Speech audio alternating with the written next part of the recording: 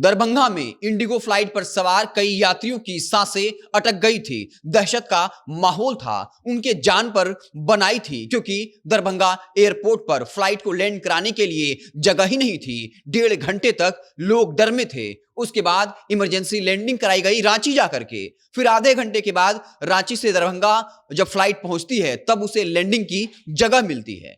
आपको याद होगा, जब दरभंगा एयरपोर्ट शुरू हुआ था तो चाहे बिहार की या फिर केंद्र की एनडीए सरकार हो, इन्होंने इसका खूब विज्ञापन किया और यह कहा कि दरभंगा में हमने एयरपोर्ट शुरू करा दिया है। लेकिन एयरपोर्ट पर क्या व्यवस्थाएं हैं, इस बात का सबसे बड़ा सबूत सोमवार को मिला, जब इंडिगो फ्लाइट हवा में 1.5 घंटे तक तैरती रही, लेकिन फ्लाइट को लैंड कराने के लिए जगह नहीं मिली।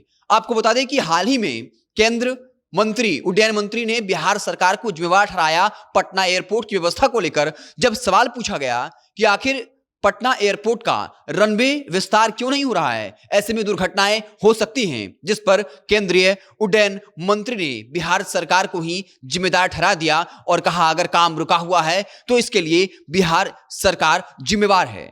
पूरी कहानी क्या है आपको बताएंगे, उससे पहले औपचारिकता के लिए बता दूं कि मेरा नाम है हिमांशु कुमार और आप देख रहे हैं जनता जंक्शन।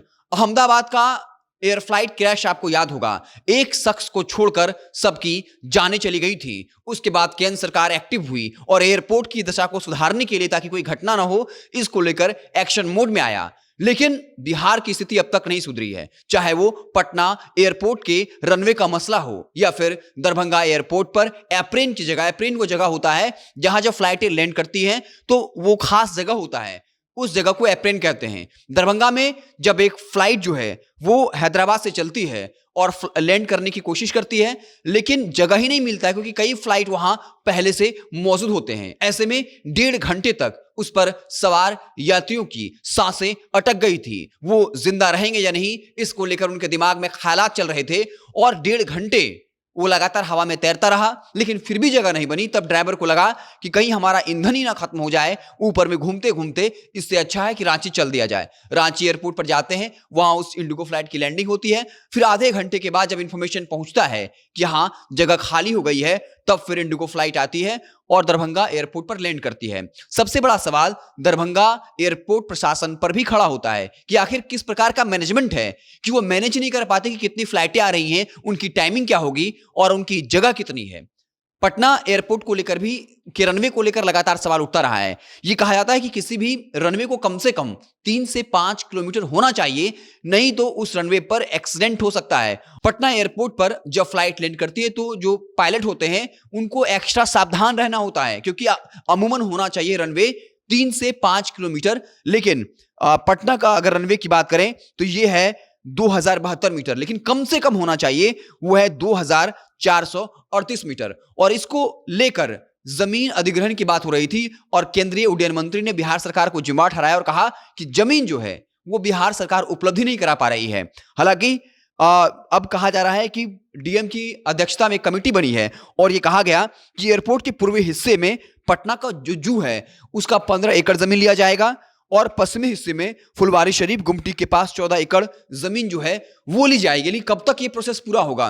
पटना एयरपोर्ट पर जितनी भी फ्लाइट लैंड करती हैं वो पायलट अपनी क्षमता के आधार पर उतारता है, यानी अगर दुर्घटना के लिहाज से देखें तो ये बिल्कुल सुरक्षित नहीं है। यानी बिहार की जनता के जान को दांव पर लगाया जा रहा है, चाहे वो पटना एयरपोर्ट हो जहां के रनवे पर कई सवाल खड़े होते रहे हैं और रनवे के बारे में कहा जाता है कि काफी छोटा है, लेकिन बिहार जो सरकार है वो अब तक इसको लेकर बहुत एक्टिव नजर नहीं आती है। और अब अगली खबर जो आई है दरभंगा एयरपोर्ट को लेकर, यह पहली बार नहीं है, एक सप्ताह में यह तीसरी बार ऐसी घटना है। ये लोग भाग्यशाली हैं कि कोई भी दुर्घटना या इस तरह की बातें नहीं हुई हैं, लेकिन एक सप्ताह में 3 बार इस तरह की घटना होना कहीं ना कहीं हमें सचेत करता है कि कोई भी बड़ी दुर्घटना हो सकती है।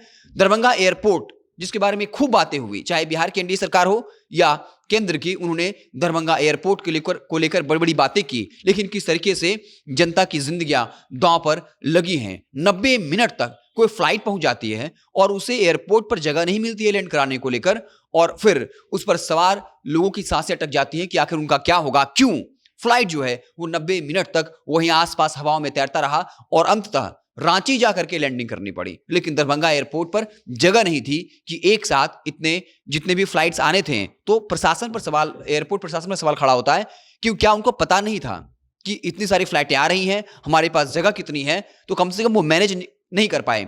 अगर आप रेलवे की बात करें तो अगर इस तरह रेलवे में हो तो एक्सीडेंट हो जाएगा। अगर पता ही नहीं हो कि किस पटरी पर कौन सी ट्रेनें आ रही हैं, कौन सी ट्रेन पटरी खाली है, कौन सी पटरी से कौन सी ट्रेन जाएगी, तो एक्सीडेंट होना लाजमी है।